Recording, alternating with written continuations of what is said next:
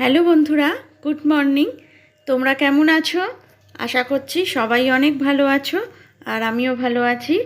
আজকে হলো বুধবার, আর এখন ঘড়িতে ওই 8:30 মতো বাজে। এখন থেকে আজকের ব্লগটা স্টার্ট করছি। আশা করছি আমার অন্য দিনের ব্লগের মতো আজকের ব্লগটাও তোমাদের ভীষণ ভালো লাগবে। তো ফার্স্টেই রান্না বসিয়ে দিয়েছি, আর আজকে ফুলকপি করব। তো দুদিন ধরে ফুলকপিটা এনে রেখেছে, কিন্তু করা আর হচ্ছে না। মেনলি কি বলো তো, আমার ছেলে একদম খেতে চায় না, আর আমিও যে খুব একটা ভালোবেসে খাই তা নয়। তো তার জন্যই আজ করব কাল করব করে করে আজকে ভাবলাম যে করেই নিই, না হলে আবার নষ্ট হয়ে যাবে, অসময়ের ফুলকপি তো। তো যাই হোক, দেখো এবার রান্নাটা বসিয়ে দিয়েছি। আর আজকে তাড়াতাড়ি রান্নাটা সেরে একটু অন্য কাজ আছে, তোমাদের সাথে অবশ্যই শেয়ার করব, তোমরা দেখতে পাবে পুরোটা। আর ঘরের কাজকর্ম কমপ্লিট হয়ে গেছে, ব্রেকফাস্ট হয়ে গেছে খাওয়া আমাদের। আর এবার তরকারিটা বসিয়ে তারপর মাছ করব, মাছের ঝাল করব। মানে রান্নাটা পুরোটা কমপ্লিট করে যাব পুরনো বাড়িতে।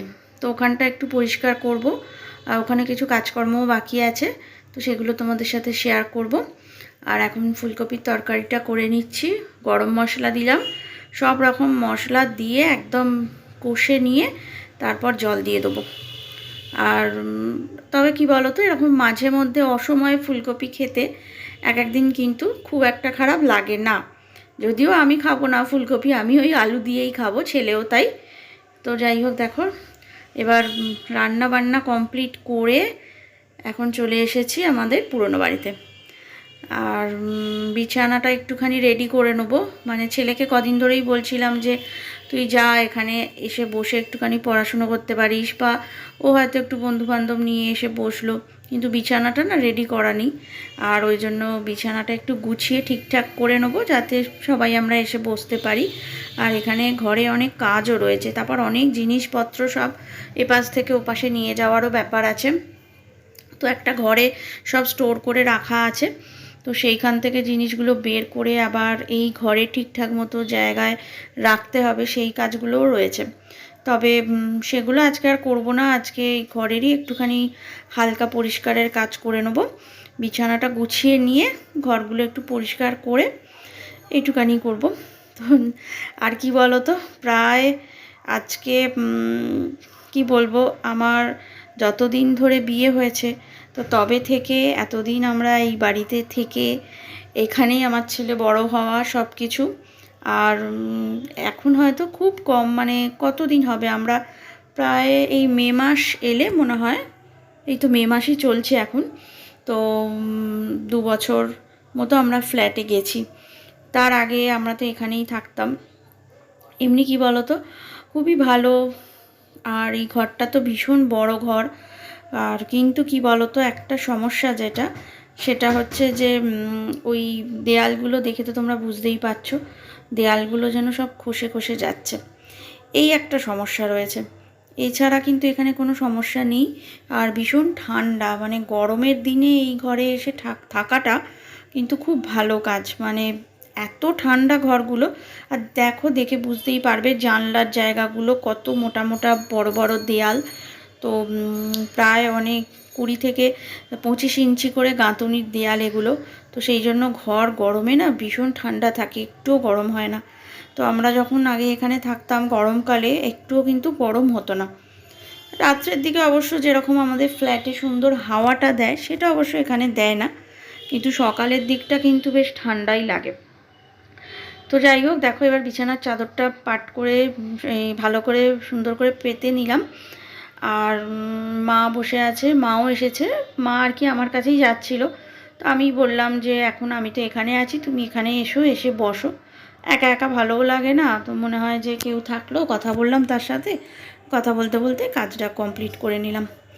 আর বিছানাটা গুছিয়ে এবার অনেক কাজ আছে। দেখো এই যে আলমারিটা রয়েছে পাশে, একটু দেখা যাচ্ছে, আলমারিতে সব জিনিসপত্র আবার গোছাবো, অনেক অনেক কাজ আছে, কিন্তু ওই সময় করে না একদম উঠতে পারছি না। মানে ওপাশে কাজ কমপ্লিট করে যে এপাশে আসবো, সেই সময়টাই পাচ্ছি না। আর কাজ হওয়ার পর তখন মনে হচ্ছে আর ভালো লাগছে না, গরমে একটুখানি শুয়ে পড়ি, না হলে বসে ফোন ঘাঁটি।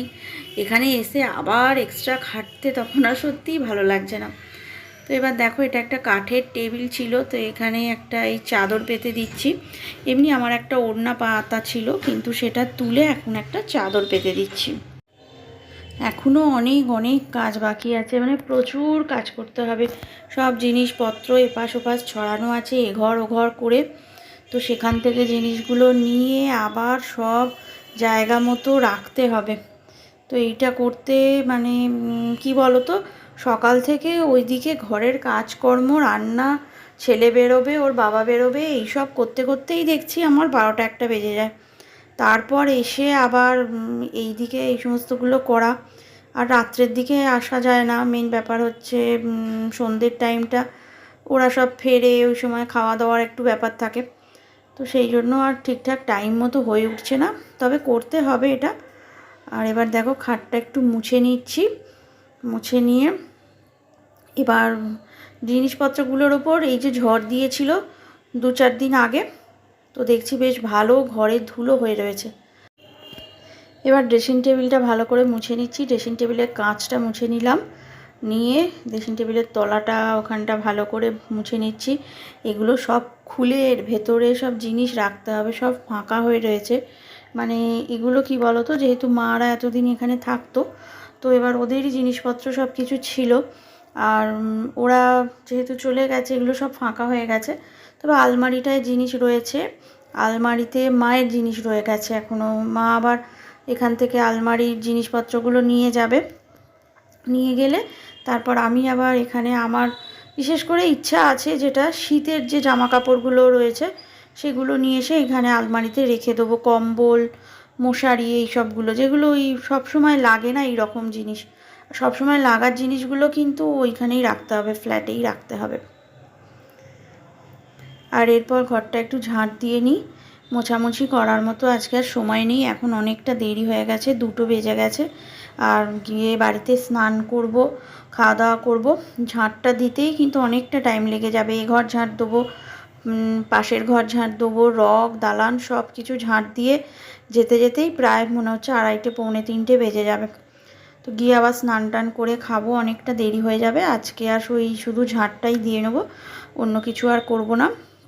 কি বলো তো, খালি ওই যে দেয়াল থেকে সব খসে পড়া, এই হচ্ছে এই ঘরের একটা প্রবলেম।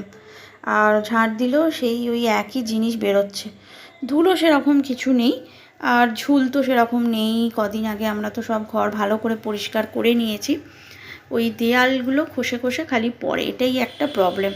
তো আমরা অনেকবার এটার পেছনে অনেক কিছু করা হয়েছে, খরচা করা হয়েছে, রং করা হয়েছে, ভালো করে সমস্ত ছাড়িয়ে সুন্দর করে প্লাস্টার করে আবার রঙও করা হয়েছে। কিন্তু ওই 5-6 মাস, ম্যাক্সিমাম হলে 8 মাস, 1 বছরও টেকে না, রং খসে পড়ে যায়। অ্যাকচুয়ালি পুরনো বাড়ি তো, তো তার জন্য ওই ইঁটগুলো যেগুলো রয়েছে, ইঁটগুলোই না নোনা ধরে গেছে।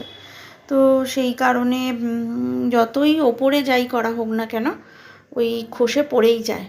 আর সত্যি কথা বলতে কি, যেহেতু এখন আমরা ফ্ল্যাটে চলে গেছি, তো আর এই বাড়ির পিছনে সেরকমভাবে কিছু খরচা করতে এখন ইচ্ছেও আর করে না। এখন মনে হয় ওই ঠিক আছে, যতটা ঠিকঠাকভাবে গুছিয়ে রাখা যায় ততটাই রাখতে হবে। আর এবার দেখো, ঘরটা ঝাঁট দিয়ে চলে এলাম রকে। আর এই পাশের ঘরটা রয়েছে, কিন্তু ওই ঘরটা আর খুলিনি মানে ওখানটা আর ঝাঁট দিলাম না আজকে, কারণ অলরেডি প্রচুর দেরি হয়ে গেছে। আবার নেক্সট দিন আসবো, এসে ওই ঘরটা আবার পরিষ্কার করব। আর এরপর দেখো, রকটা ঝাঁট দেওয়া কমপ্লিট করে এবার একদম বাইরের দালানটাতে চলে এলাম। তো এখানটা একটু ভালো করে পরিষ্কার করে নিচ্ছি। আর এই জায়গাটাতে ভীষণ রোদ্দুর আসে, আর এখানটাতে কলও ছিল, মানে এখনও আছে। তো কলে আমি কাচাকুচি সব কিছু করতাম, এখানে জামা কাপড় শুকোতেও দিতাম। তো পুরনো স্মৃতি কিছু মনেও পড়ে যাচ্ছে, এত বছর ধরে বিয়ের পর থেকে এখানেই আমি সময় কাটিয়েছি। তো আর এখন হয়তো এই কিছুদিন যাবৎ আমি ফ্ল্যাটে, কিন্তু এতদিন তো পুরো এখানেই থাকতাম। তো অনেক মায়াও জড়ানো রয়েছে, অনেক স্মৃতি, অনেক কিছু, সব কিছুই রয়েছে। তো যাই হোক, দেখো এবার এখানটা ভালো করে ঝাঁট দিয়ে পরিষ্কার করে চাবি দিয়ে দেবো, দিয়ে বাড়ি যাব, কারণ অনেক দেরি হয়ে গেল। তো চলো, আজকে ব্লগটা আমি কিন্তু এখানেই শেষ করছি।